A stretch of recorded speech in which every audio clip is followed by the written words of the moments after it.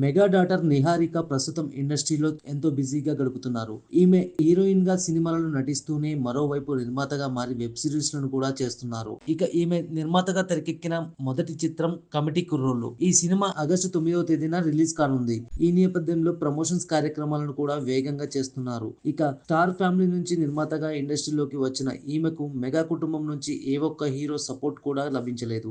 దీంతో నిహారిక ఒంటరిగా ఈ సినిమా బరువు బాధ్యతలను తన భుజాలపై వేసుకొని ప్రమోషన్లు చేస్తున్నారు.